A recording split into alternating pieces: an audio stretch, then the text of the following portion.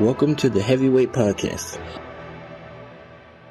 The message behind saying the title of the Heavyweight Podcast is to be able to say that we can weigh in on some heavy shit. You know, what we're talking about is important from every aspect of it. It's a heavy weight. It's not just about physical weight, but the weight of things that can weigh our minds. So I think it's dope that we can have this conversation. What's good? This is episode 206 of the Heavyweight Podcast. I am your anti-social host, Stutter McFly, back again with these two guys. Go ahead and state your name for the beautiful people out here. Burnt to a crisp, Molito.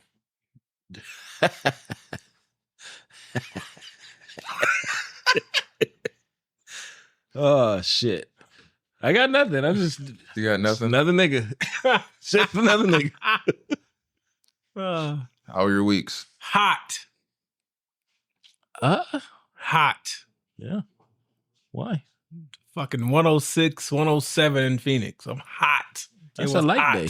That's a light day, dog. How much weight you lose with the sweat on top of the workout? I think I didn't know you could be super dehydrated from just living. I had to go get me one of them hiking backpacks. A camelback? With the water? Yeah. Oh, man, you don't want to know what they used to call us when we used to wear those. Sound like some real racist shit. It wasn't that. It was probably like regular world, you'd be fired. Yeah, but I mean, it was a good time. You know, we had a good time. You know, baby girl did good at camp. Good. She met some people that she's talking about. All my friends, you'll never see them again. So you think? Yeah. Yeah, I went to some other gyms. How were the gyms? I got good workouts in. They were there? Yeah, people were there. People? Yeah, people were there. My wife and I, we enjoyed ourselves. Oh, you went together? Yes, of course. For shizzle. Of course. Yes, I wasn't double tapping any talent.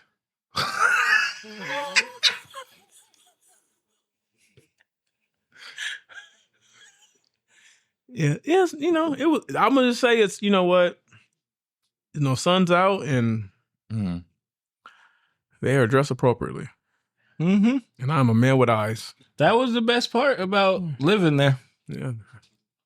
Other than the, heat. I got dark. It was a nigga. I'm burnt to a crisp. Like that. Yeah. Just match the mic. Nigga, I knew it was hot when I went and bought sunscreen. That's funny. I said, whoa. That's the first place I got sunburn. Yeah. It's right here. Different. My week was hot, but it was different hot. It was Vegas hot. So Sin City, huh? Just laid in the pool. To the pool. I brought my little gasoline tank, brought a little John and the East Side Boys back. Just drinking soda out of that. You had your crunk juice? Yeah, we just chilled, man. Had a little getaway and then came back and back to it. That's it. Back to the grind. Grind don't stop. Got a final. First thing done. That's cool. No, I'm lying. It's just a test. Oh. Who is this? I thought it was a final. Well, it's one of the kids. Yeah, they didn't even close the goddamn door. Been fire your week? My week was cool. Kendall, go. My week was cool. I just went to work, realized that was the last holiday we were going to have for a while last week, and then it just kind of... September.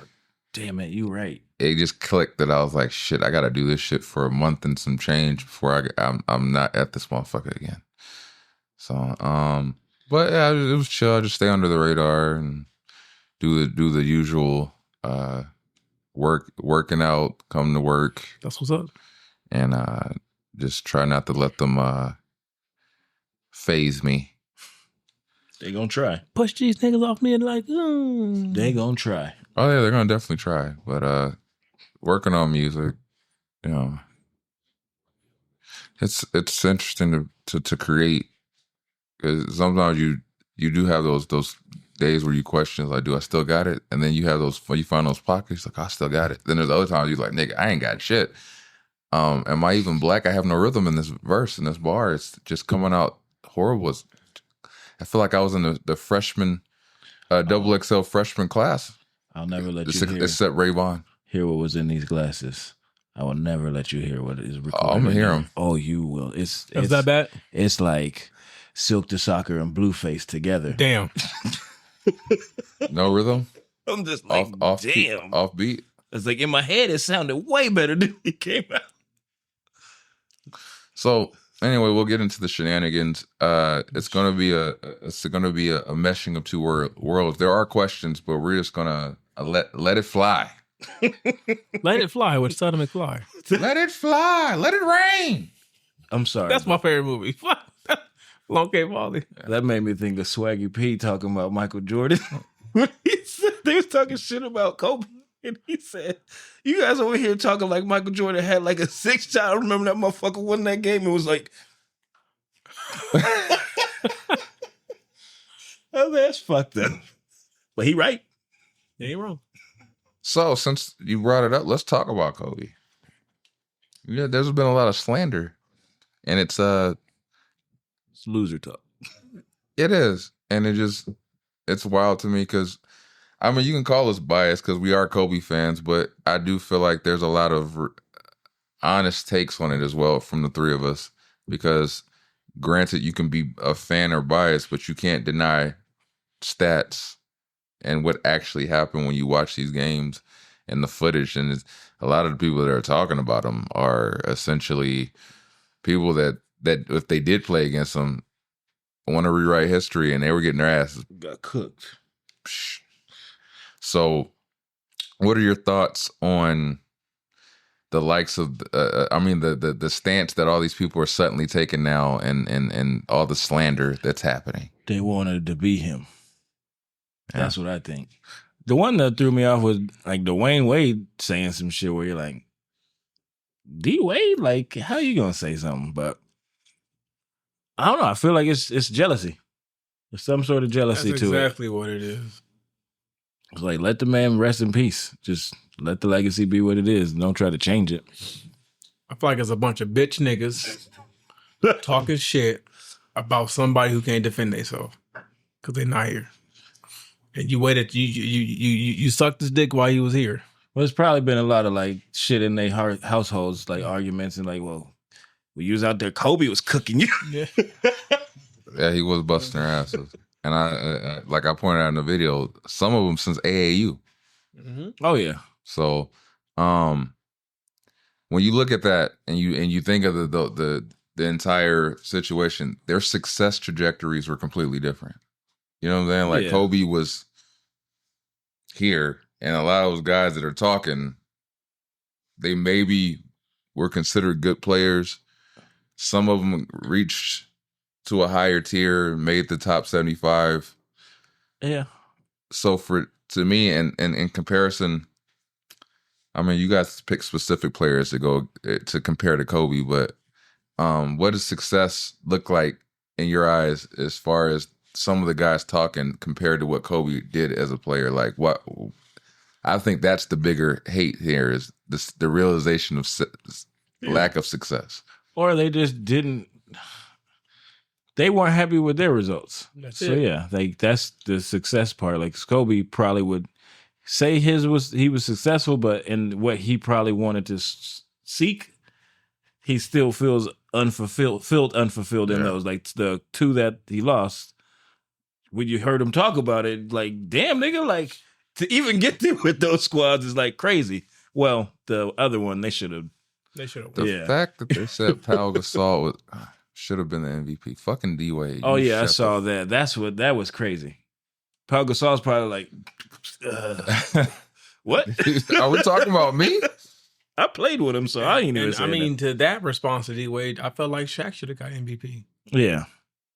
Right? And then you wouldn't have none. That's just wild to me. Jealousy. Because when I think of Kobe and the frame of mind. That's why I rock with like a Matt Barnes, and Matt Barnes got hands. He got hands, but he also he's honest.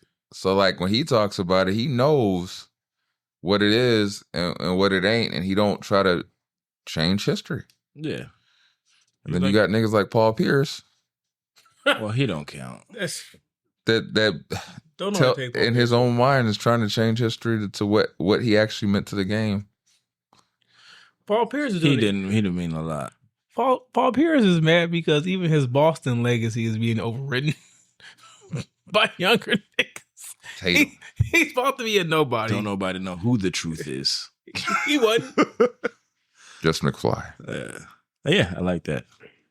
But we don't like Paul over here. I don't fuck with Paul. I hate Paul Pierce.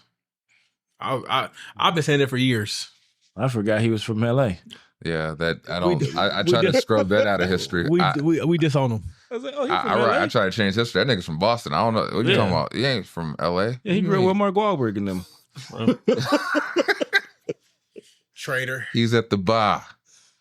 Do you think, since we always talk about the Mamba mentality, what do you think it takes to have that kind of discipline and outlook on your craft like that? It takes going back to last episode. It takes otherworldly determination. Yeah. Unshakable motivation. Like you it's literally something where you have to want it so bad that and I think to his, sadly to his demise, is that the reason why, like when he talked about why he started taking the helicopter rides and stuff was because he was trying to have it all, because he was just so focused on being the best basketball player whilst trying to be somewhat of a good dad. And so he you know what I'm saying? And when you watch so many players adamantly say, when summer hit, they take the summer off. They don't start training again until they actually go on vacation. Now, I give LeBron his credit because I feel like LeBron 365, he is training. He is doing his thing. But his job, yeah. But back in the Kobe days, I mean, you had Iverson that literally said, "Practice. What's practice? I don't need practice. I'm not going to practice."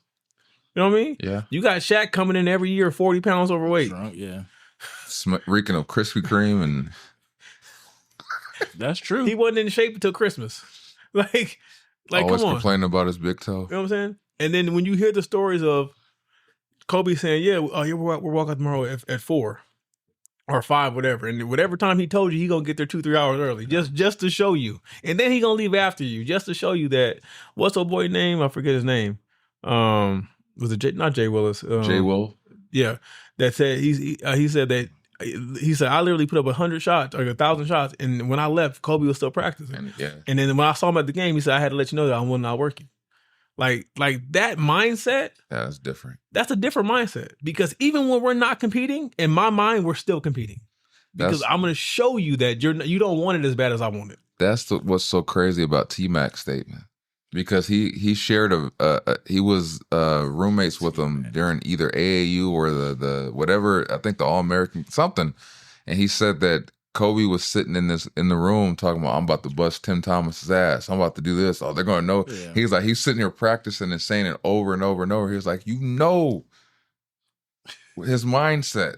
So for you to know that evolved into what it became in the NBA, for you to sit there and say some shit like, well, if I had Shaq. Come on, bro. You're different. He would have got one. You're different. One. You're not, and from firsthand experience that you're not built like him. So why would you even make the statement? Like you try to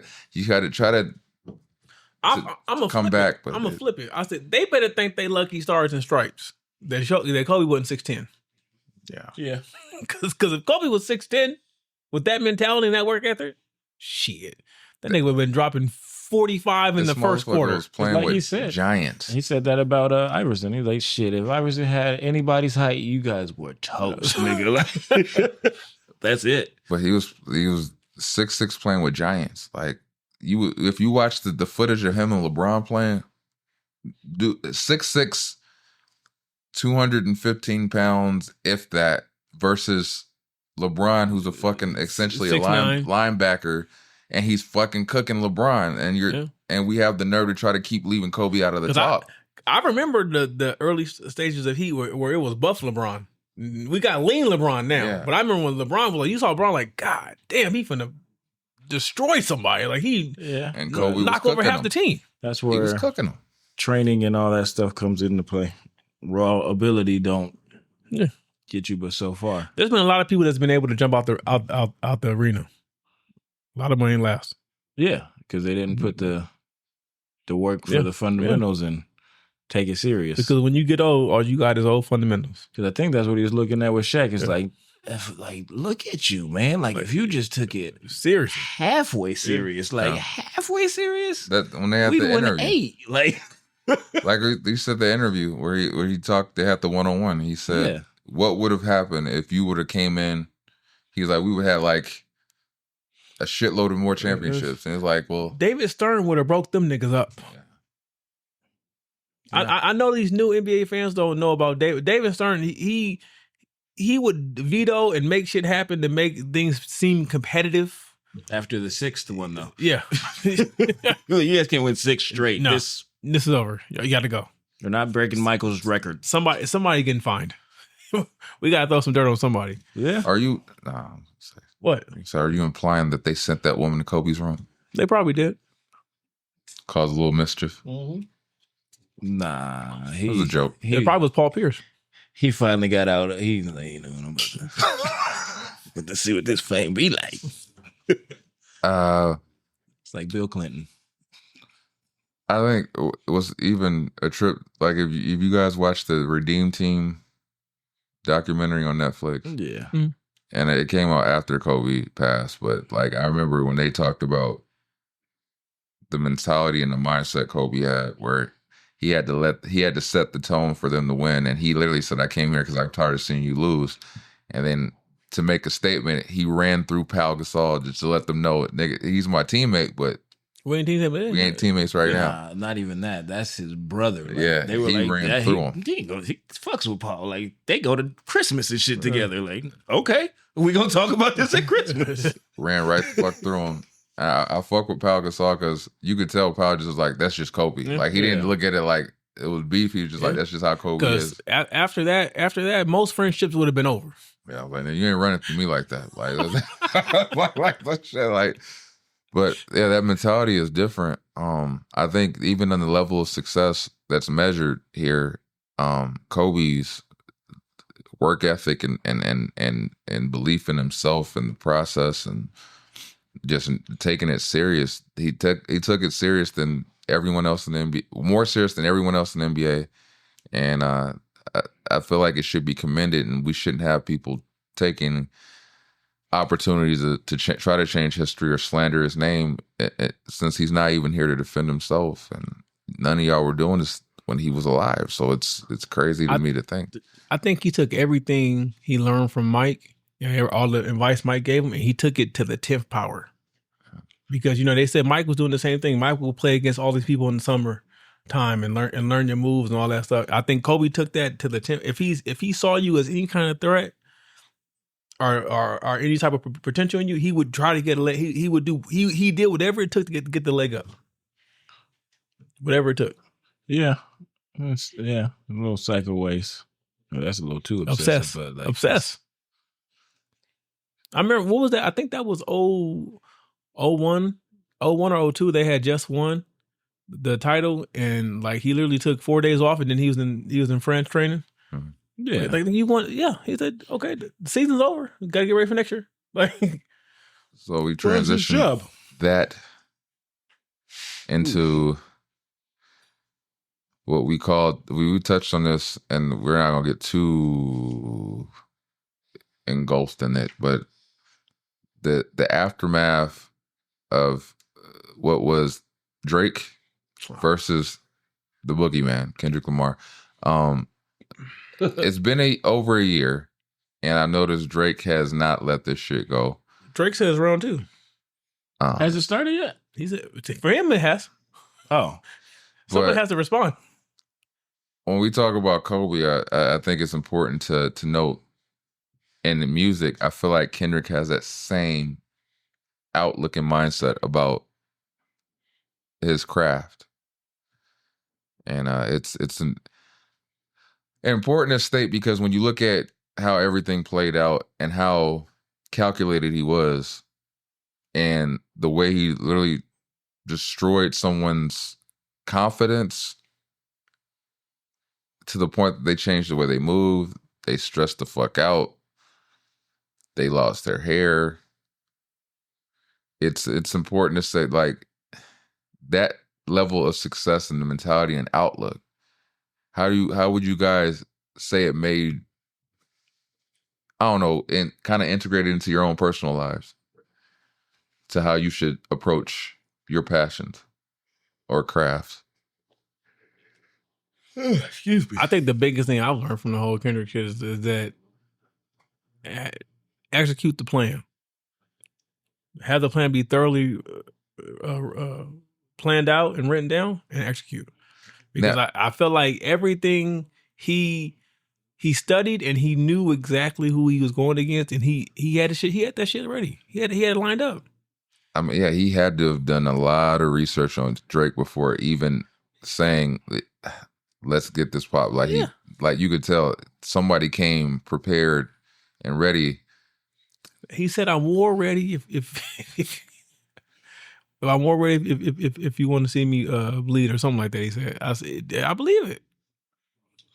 Because the thing about being war ready is that you have to prepare in times of peace. And have every possible Angle. It's like how Batman was with the Justice League. He said, Yeah. for each one of you, I have A a plan. fail-safe just in case shit goes south.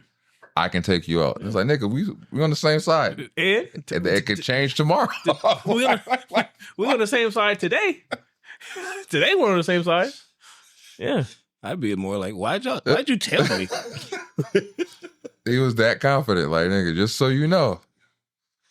That's funny. He did this. Kendrick did the same thing yeah. to Drake. He Yeah. told him how it was going to play out before it played out, and it's Yeah, this is true. That's a good comparison, because it's like Batman would say, I pay attention to everything. yeah. I may not speak on it, but I see everything. Yeah. I heard And that shit you said last week. Yeah. But the fact that Kendrick said, "Hey, this is how it's going to play out. Before we even get there, I'm going to let you know exactly how this is going to play out, and it's going to play out that way." That's some. Some I think some Jedi mind shit. I look at more of the post than the beef, because if you listen to how a lot of people were talking about it, they were saying, well, he's going to have to carry this and do this. And it's like, I think at the beginning, it's the calculation part. He knew that. He's like, yeah, I know that. So like, there's still a lot of shit coming, like out of that. I don't think it's going to be the same Kendrick we had where it's like 5-6 years of waiting on music or waiting on something or waiting on anything. It's like, all right, I'm going to take this nigga out. Now it's my show. Go time. So Yeah. it's about to be some shit where you're like, I don't think he's gonna change. he's already got movies he coming. has. Yeah, well, come on, nigga. What are you talking about? The GNX album. Listen to going on tour. look at who he's on features with right now. Was it Playboy Cardi? Is that who he's with? Nigga, that song's garbage. Both of maybe 3. Is it 3? Yeah. They're not good. But that's the game. I don't think he thinks Playboy Cardi's nice. It's definitely, he knew it was go time, and definitely he shifted. Like, what was so calculated about Kendrick, and that is, he even did it to both of your points, he changed what you expected of him in that moment. So even if you were like, oh, well, Kendrick was like, oh, you thought I was this. Now I'm coming with this, just because you thought it was going to go this way. So like, it had to be calculated. It had to be very strategic in every sense. Like, Yeah. you thought it was this way. I have to go this way just because you thought it was going to be that way. Like, I'm so curious to see what him and the creators of South Park are coming up with. Like, I want to know what that is. I have no idea. And it's rapid And fire. you're like, that's like brilliant. Just to, hey, put this out. Don't say shit about it. Just say, hey, these two niggas is working together, and then just disappear on it. Yep. Because I would love a Black Hippie project. I don't think that's ever happening. I think you might get another song, but a project, I don't think it's because it feels like they're in two different. They gotta lock in to do that. Because Ab-Soul is like he's still on a thing of trying to prove that Ab got bars though. he does have bars, but it's like he's still trying to prove he's that guy. He's still kind of stuck in a box of I need to prove, and it's like at this point, what do you have to prove when you've? And then J-Rock should Carson's just have. fine. Shout out Carson. I don't think he thinks he's broken out. Yeah, like I think he's still stuck in this weird thing where it's like, hey man, like you that guy, right? Like, and like Kendrick kind of leaving TDE kind of opened it up for you to be that dude, and he's still kind of stuck in this. I mean, he even tried to commit suicide, so it's like he's still stuck in this internal.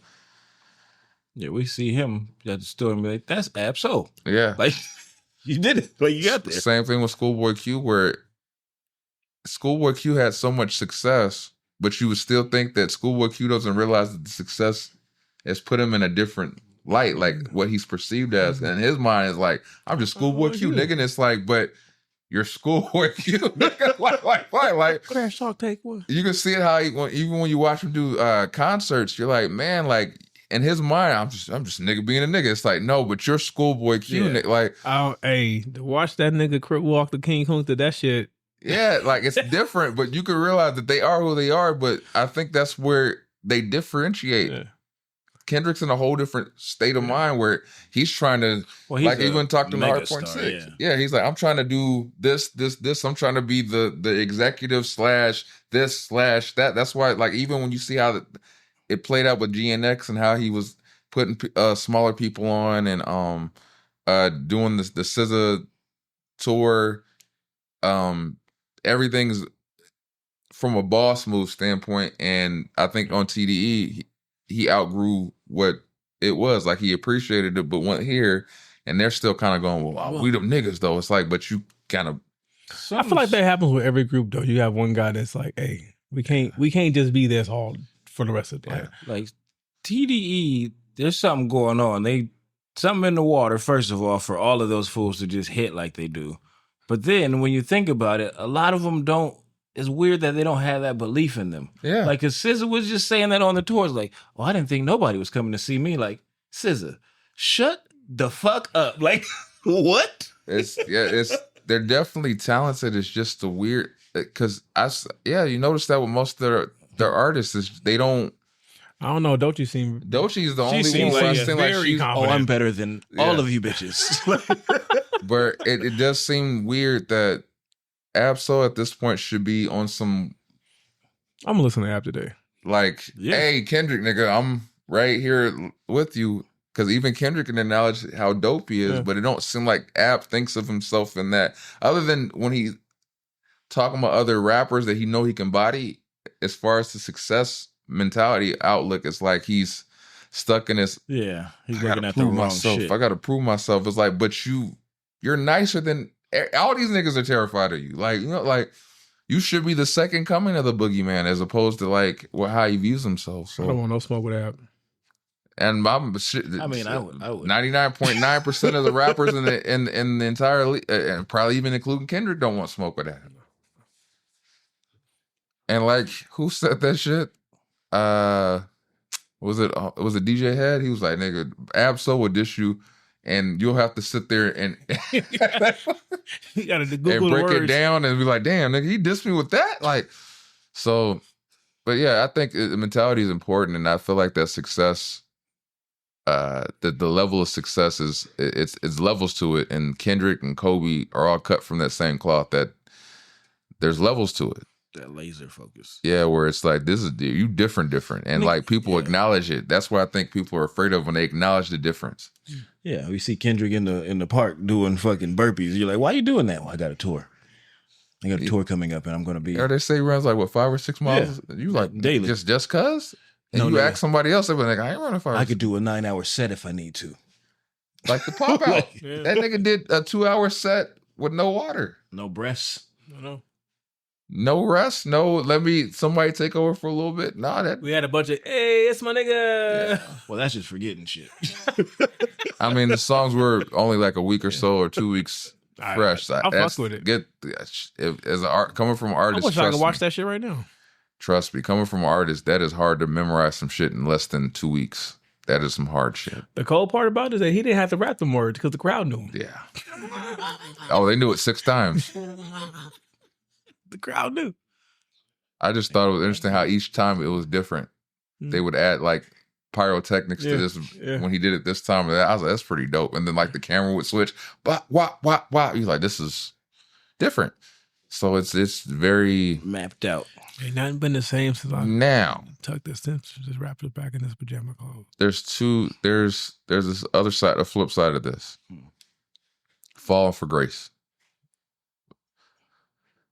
Drake. Oh, I thought you meant Paul George. Oh, no.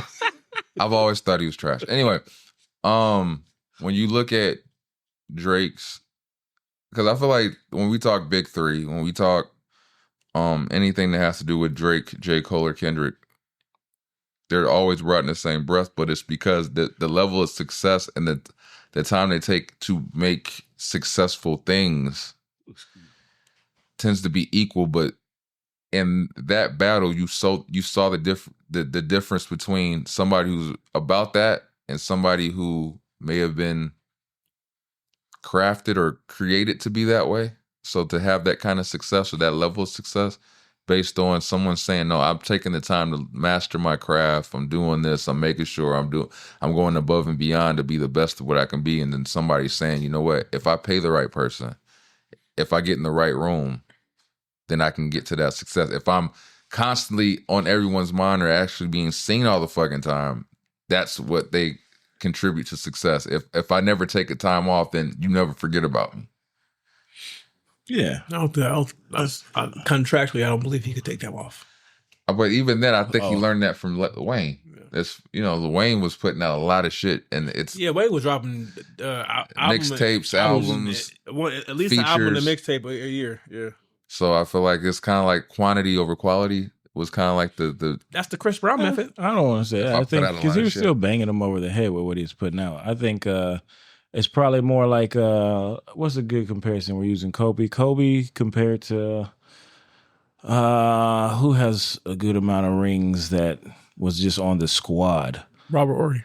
Nah. I'll do like a Paul Pierce. I'll do like a Paul Pierce because Paul Pierce was like the guy there. Paul Pierce has 1 ring. Okay, cool. We'll take the 1 ring. And so he shouldn't have got they that. built the team for him to win, right? What else? So you could say this. No, you could substitute him and put LeBron in that. I'm saying they built the team for him to win. They built the team for Garnett to win. Okay, so for them to win. Like Garnett. Kobe and Shaq, they were like, oh, y'all niggas going to win. We just have to put the pieces here. Yeah. Like it's a little different. You get what I mean? So yeah, like I said, you still. So Drake was more like nigga, we'll make sure you win. Yeah. Kendrick was like, nah, nigga, like I'm going to win. Like how much do you want to win? Like is the question. Because when I look at, because Drake was he's talented, but it's like because he had everything handed to him. Because like as artists, what you would see him do. Just like when I was active was how the fuck are you coming up with so much music? And it's like at a high rate. Not saying it was the best, but like the quality. But then you find out, he's taking reference tracks from Quentin Miller. He's doing that. Like you're like, oh, so there's a whole team at play here. He's taking niggas' bars word for word. Yeah, he's still it's a whole team at play or some shit. And it's even wild now when you hear about people try to defend it, they'll be like, well, yeah, he might have did the reference, but Drake did it better. It's like it's two different things. I'm okay with it if it wasn't to go into a GOAT conversation. It was just making music cool, whatever. I don't give a shit. But when you're going into like the greatest of all time, you're like, well, then you got to separate it. Like, what are we talking about? Are we talking about the greatest at making hits? Okay, cool. Fuck it, have it. Yeah. But are you talking about like artist? Then you have to have a real conversation. Like, are you the artist or did you pay for this? Like, it doesn't work that way. Like, only you like being famous. Yeah. It's the fame part. It's not the craft. And that's two different, as I said, the flip side of the coin is one was created almost by with the team to be this level of success where Kendrick was like you said, I'm going to build it. And I'm going to get there, but I'm going to put the time in to get there the right way with the right, knowing that it's on me to do it. So like, I guess it goes to that quote on All the Stars. I want the credit if I'm winning or I'm losing. On my mama, that's the realest shit. Like it does feel like, nigga, I'm going to create it. Whether you, it's like when you said that, it just made me think about what May said about Kobe. Yeah, Kobe went up with his team. He went down with his team. But he was there. That's his team. It didn't change. He didn't suddenly say, I need to go join them to do this. Yeah. No, he's like, fuck it. If this is what I'm winning, this is how I'm gonna win.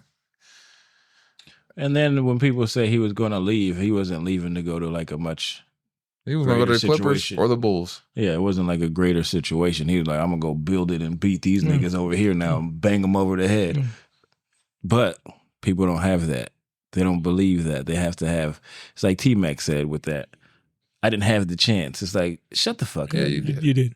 Yeah, like you didn't go. You didn't go to the Bucks, nigga. Like, you did. And even if you went to no, because Kobe knew that too. He was like, I am not going to Charlotte, nigga. Like, and I mean, and if you want to play devil's advocate, Shaq didn't get it done until he got with Kobe. Yeah, they sent him there for that. They knew that when they were like, hey, because put these two together. Him and Penny had 2 shots back to back. Well, who did that? They lost. Who was it? Wasn't it Jerry West? Yeah, Jerry West. Jerry West is like brilliant with basketball. And he said, get them 2 little niggas together. I want this kid out. And he saw a vision before everybody else did because Dale Harris, et cetera, Jerry West didn't look is at Kobe like. Jerry West was the brain child of the Golden State Warriors, too. Yeah. Mm-hmm. He's brilliant. He got Paul Gasol for Kwame Brown. Come on. Yeah. Yeah. That motherfucker, Kwame Brown. God damn. Yeah. Yeah.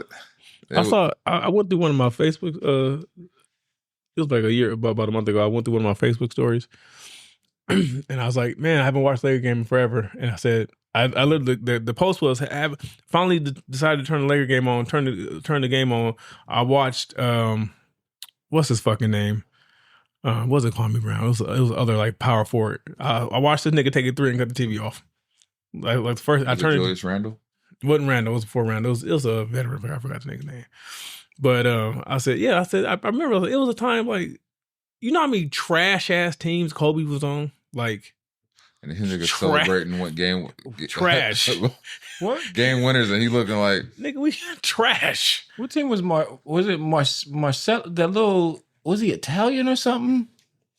Marcellus? I can't remember that motherfucker's name. I just remember they were running out of time, and he's the one who tried to shoot the ball behind his back because he ran out of time, and he's like, ugh. He tried to shoot a 3, like looking at the other rim. You're like, nigga, what is this? What? Oh shit! We could definitely say that in levels of success, there are levels to success. Absolutely. And when you see greatness like that. It was Carlos Boozer. Anyway, when you see levels of success, you understand that Kobe and Kendrick and that taking the time to create and believe and have a passion in your craft and take the shit serious breeds a whole different type of beast. No shortcuts. No shortcuts. And that's why it pissed me off when I got that clip of Shaq talking to his son about basketball. You know, it's gonna take a lot of sacrifice. You're gonna miss. I said, nigga, what did you sacrifice? I just feel like a month of Krispy Kreme. If you take if people like, I just like with the shortcut shit, I get mad at the shortcuts that people don't. I'm just saying.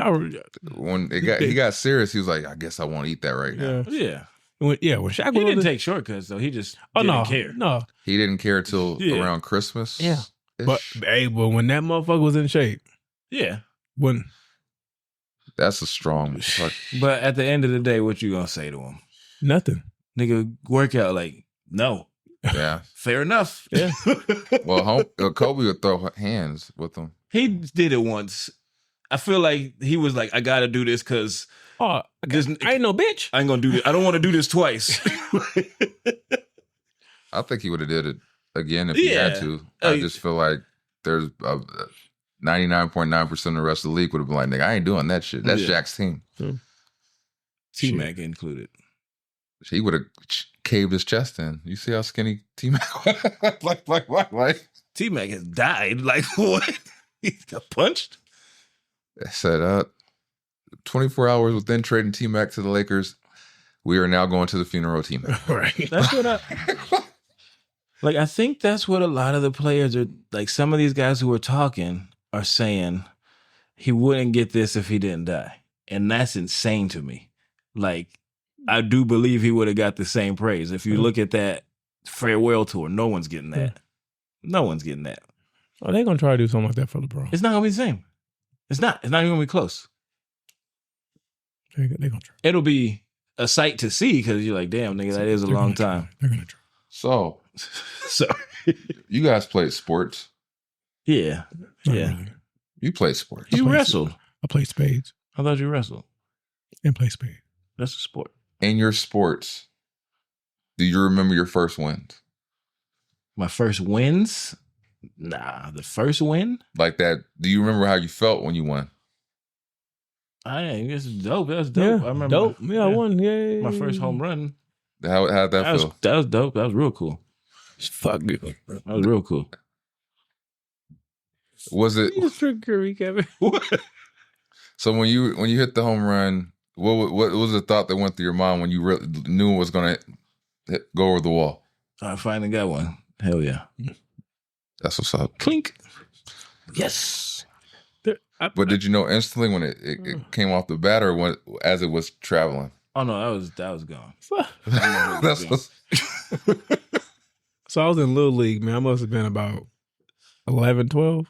And I was like, man, I got it. I hit. I was like, oh, this is gone. So I hit it, right? And I'm looking at it, and I'm like, oh, that's a home run.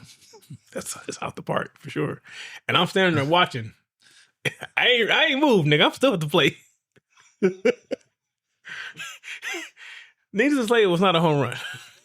It landed right next to the fence. Oh shit. And it ended up being a single. So You learned that lesson that day. they're like, why are you not running? I was like, niggas, we good. Don't That's worry. gone. Don't worry about it. We're good. It was not out. It was a very long single. That's a little bit yelled at. Yeah, I did. Yeah, I did some extra running next practice. Like, whose kid is this? Hey. so you guys have a different experience than I did in baseball. In baseball, for me, I played in Little League, and we played at Patterson Park. And I remember it was a Saturday we played, and I got struck out at the plate. And my dumbass was feeling sorry for myself, so I just stayed at the plate like You didn't walk I didn't back? move. But so the teammate was trying to slide in because something happened. I don't know if it swung and then like the catcher fell out his gloves. So my teammate was trying to run it from home, and I'm over here feeling sorry for myself. I blocked his path to the fucking plate. Tagged And they him were out. cussing me the fuck out. And I remember just thinking, yeah, I don't think baseball is my thing. It's for me. Like, but my first win in basketball was I remember the feeling I had my first win was like I didn't do shit. Like I didn't do enough because I felt like I should have had more individual stats for the win. So like it felt good that we won, but it always made me feel like I need to do more. Like I want to be the reason, like that main reason why we win. And I didn't honestly get that to like high school. There was one game I grabbed like 21 rebounds. That's a lot. And I was hyped. You was out there grabbing rebounds? What the fuck they have you playing? I was a power forward, but I was smaller than everybody else, but I was quicker than the guys I was playing against. So they might have been taller than me, but I could jump up quicker and grab the rebound, and I could jump. So I remember it was against Rubidoux, and I grabbed a lot of fucking rebounds. I think when I took away from that, I was like, man, like I think I only had like 4 points, but I had a shitload of rebounds. But it was like I was a integral part to that. You know what I'm saying? Like you're like, damn, you can't take away his 21 rebounds. I think like that's a lot of points in return. Yeah. And I kept grabbing. Like I remember just going, damn, like, and the thing is just those wins, like it feels like you take pride in that shit because you know the work you put in to get to that point. You know what I'm saying? So like when you see the return on that hard work and in the form of success or a win, like I was on a bunch of loser ass teams, but they were fun. Oh yeah, we didn't go anywhere. They were real fun. It was fun. That's not what it's supposed to be, but the winning's supposed to be fun. We just having fun. We were like, those coaches just didn't know what to do. I think the ultimate one I got from all of it was the weight loss. When I was in high school, people didn't recognize me when I came. Like when I played basketball for 2 years and I came back to North, they were like, man. I remember one dude was like, man, what you doing, meth or something? I was like, damn. Damn. Ain't give me no credit. I just remember that summer between 8th and 9th grade, you know, when you went to football practices all summer. Shit, I came back in freshman year. I was like, damn, you lost. Yeah, nigga, I've been running in the heat. I used to see them all the time. A lot. I said I couldn't do football. This nigga said meth. And I was like in high school, and then I remember trying out for baseball. And there's one nigga, he was Mexican. He was essayed out. He had the shorts, the big ass Ben Davis, and the Cortezes to try out for baseball. I was like, this nigga ain't ready. But like, his name was an Angel by chance. I don't remember his name. I just Cortezes. That's what it was. A SA dude that asked me that, and he wore Cortezes, and he was a big dude that lost a good amount of weight. And I was like, the funny is, the first thing he asked me was it meth, and I'm like, nigga, yeah, why? Was it meth for you? Like, was it meth for him? And he was like, oh man, we buddies. Like, no. It was a little dude, but he was like tired as fuck on like one. I was like, why are you so tired? He's like, I smoked some glass last night, fool. And I was like, we are in 10th grade. Yeah. Like, that's wild. You came to try out after smoking meth? That's wild. That is, yeah, now that I think back, I'm like, that is a child. Yeah. He was. If I can go back, I probably would have played baseball. I like baseball. I really like baseball. I would have took it serious. Yeah, that's what I'm saying. I would have took it serious. Because I did not in high school at all. I didn't really take shit serious. I was just doing shit. Yeah, I should have. I probably could have made some money. That's how much I believe in myself. That's nuts. And I remember I went and played basketball for a different school and came back to North. And I was in shape, and I bust my ass. But something happened with the coach, and I just said, you know what, I'm just going to enjoy my senior year. And I came back in shape, and I would hoop at lunch all the time. And there was some 3-on-3 competition they had going on in North, and fucking Athens' dad came out to watch me play. Oh yeah. And then he was like, you know, if some of y'all would come try out for the team, you'd be on the team. I was like, nigga, I was on your teams. And he used to shit on us when we were like with the freshmen and whatever. So the fact that I came like my senior year and he had like amnesia, I was like, but I tried for the team and it wasn't interesting. But now that they're talking about, hey, that one dude at the courts, he came out and said that shit. I said, that's still, he should have came and just said that directly. Like, hey, you should come. It was a clear like message, but like he didn't want to say it directly, but he wanted to hear him say it. Yeah, he was like, if some of y'all would try out for the team, like I said, I ain't never seen him out at those courts. Yeah, unless he was about to suspend your ass. So when that happened, I said, shit. But yeah, basketball is, I know if I would have taken it serious, like Mamba level serious, I would have went far. You take anything Mamba level serious, you going to be a success. But I know I have the skill level. It's just, if you could sell dope at that level, shit. You want to start tomorrow? You might be Jay-Z. That's good. Well played. But yeah. Can you describe a moment that you almost gave up and what made you keep going?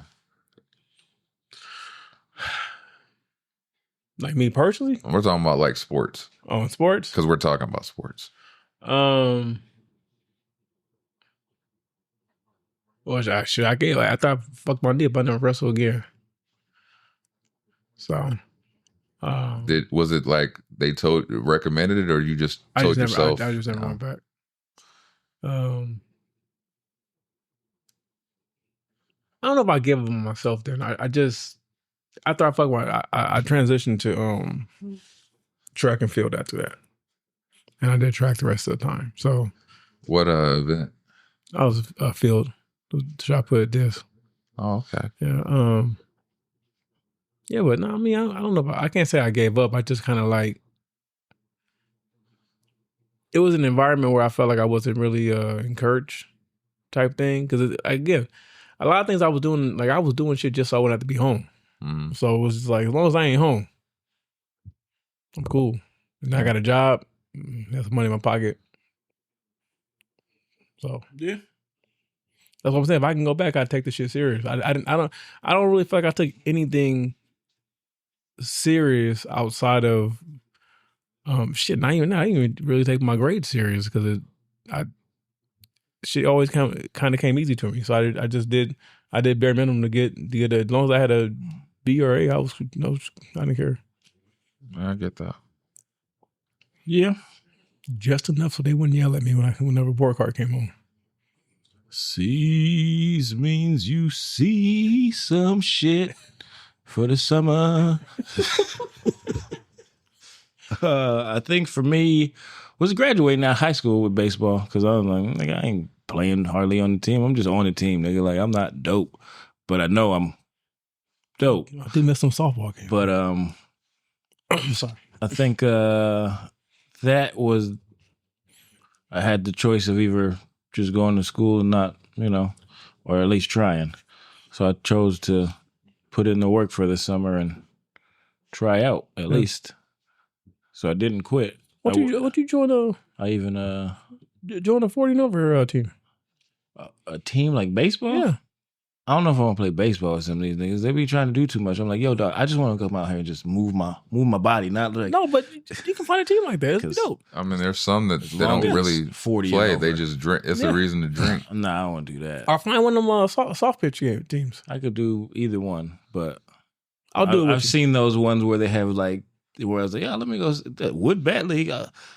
These motherfuckers in college. Like, I'm not trying to go embarrass myself. I don't know why it popped in my head. Is you end up going to the team and thinking it's cool, and then you end up doing a dance number to go viral. You like, nigga, I came to play. What the fuck is this? Oh yeah, this is new baseball. We do tricks and shit. Because I see that TikTok shit. I was like, what the fuck? Are they dancing?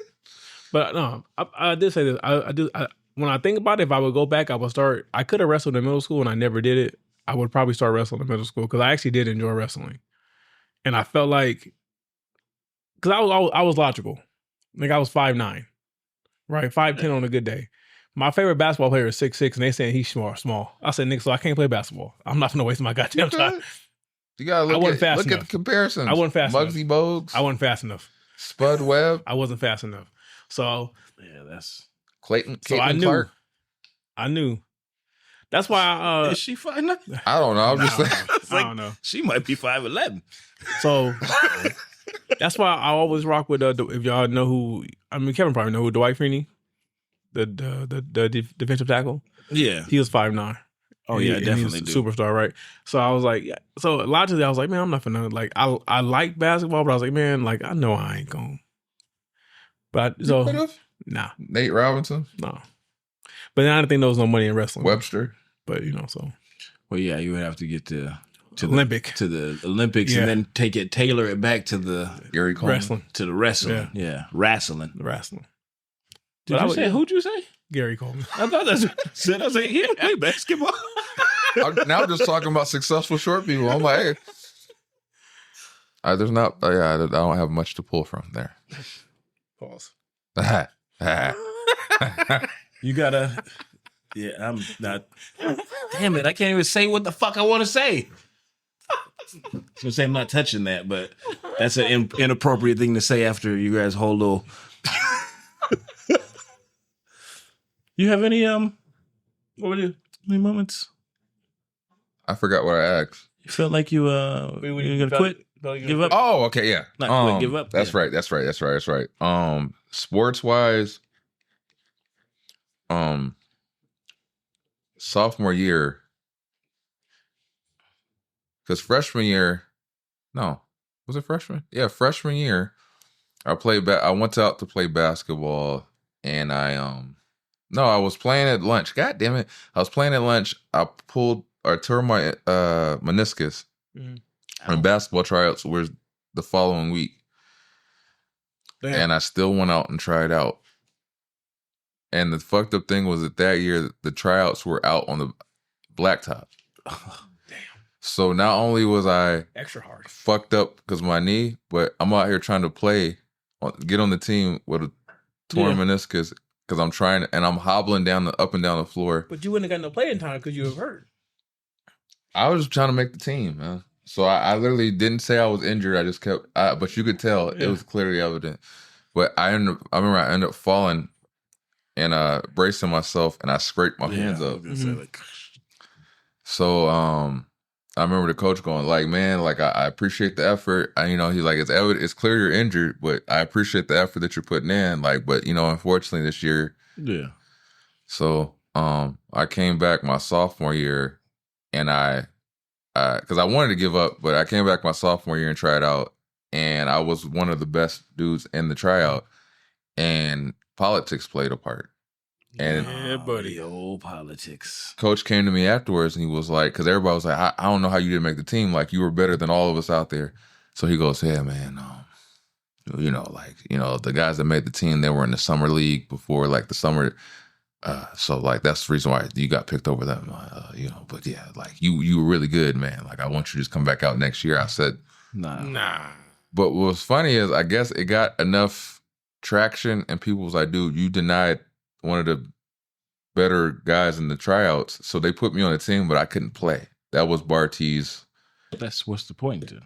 So it was like you're on the team, but you don't play yet until you get acclimated to how they play. So I was on the team, and I only played against Polly because the rule, Truck's rule, Coach Truck's rule was everybody gets a piece of Polly. That was the rule. So, but I remember at that time it hit me, and I wanted to give up, but I chose to go to a different school completely and have an honest, unbiased chance at playing. So every day, I'll never forget this. That's why I fuck with my dad so heavy. He would take me with him to Rubidoux because he would meet up with his friend Barron in Rubidoux, and they would eat breakfast every morning. So I would get up at 6 a.m. every morning, go with him to the diner in Rubidoux. We would eat, and he would drop me off at North when he went to work, and I'd be up at North from 7 or 8 a.m. all the way until 5 p.m. And that was what my summer was. So I would run into the football players and I would see them every day. But what I would do is run a mile because I couldn't run a mile before. So I would start, run a sprint, walk, and then it turned into I could do a full lap. Then the full lap turned into 2 laps, and then you get to 4. And I just remember being super focused. And my dad was like, "So what school do you want to go to?" Like he told me, he's like, "You can go to any school you want to go to. What school do you want to go to?" I went to Ramona, and I made the team, and that's when I got the 21 rebounds, and I completely changed my body, and I remember just busting my ass the whole year, and they changed, and it pissed me off because I said it feels like timing. Some scandal was going on with the coaches. So they ended up firing the entire coaching staff. So all that work that I put in was about to be tucking under by a whole new coaching staff. And when that guy came in, he couldn't handle the players. So he had just fucking buckled after fucking doing Hell Week and all that shit during the summertime. So that's when I quit. Because I realized at that point, if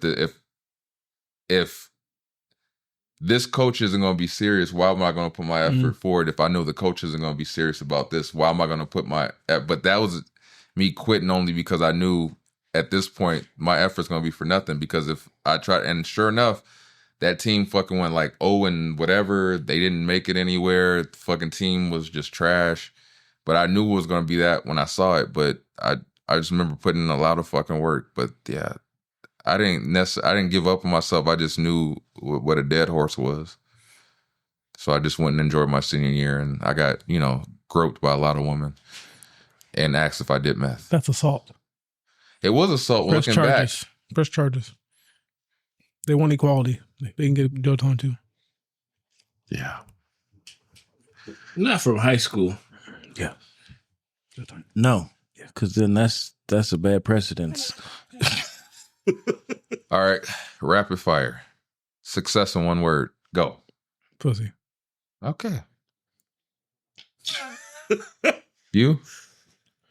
Ooh, that's a good one. That's what I said. What, the pussy or the success question? The question. Both, actually. Nigga, do you understand what rapid fire is? Was the first thing? I know. You saw me. I've been smoking. I want to say some Charlie Sheen shit, so fuck it. Winning. Winning? Yeah, fuck it. I'm going to say See? growth. Damn it, he beat me. All right. Book that helps you shape your mindset. Go. Grace Eventually. As a man thinketh. Dale Carnegie's The Way to Influence People and something friendships. It's been so long since That's a goddamn book to manipulate people. I read that shit. Okay. Still gonna stick with the shit. Like, most underrated trait for success. Go. Determination. Stick-to-itiveness. So That's the what same I'm gonna thing I say, just discipline. Determination? Stick to it, nigga. That's not That's the same discipline, nigga. Just discipline. Okay. I guess we said the same thing. Yeah. Three Right. times. Yes. Quote you live by. Fuck them kids. You? It is the Heroes and Cowards. Fuck. It was just Coach you live by. Coach you live by. I just Because I'm a nasty motherfucker, Claude. you know what you need to do? Do it. What's your success anthem? A song that motivates you? Right now, it's that part. That part? Schoolboy and Kanye. That part. Oh. I don't know the name of the song. It's Kodak Black. Mine is Hustler's Ambition, 50 Cent. With that being said, this has been episode 206 of the Heavyweight Podcast. Yay. This has been a freestyle thing, so we're meshing up things, trying something different. That's why we're doing this. Des will be back the next episode. Don't worry. Shout out to Des. Yeah, we thank you for like, subscribe, share, comment, all that shit. All that shit. We love you. Till next time. Peace. Peace. Now we can be super. Sweating. That's a wrap, y'all. That's how she wrote. So make sure you click like, subscribe. Tune in. We on all streaming platforms. So until next time, we'll holla at you.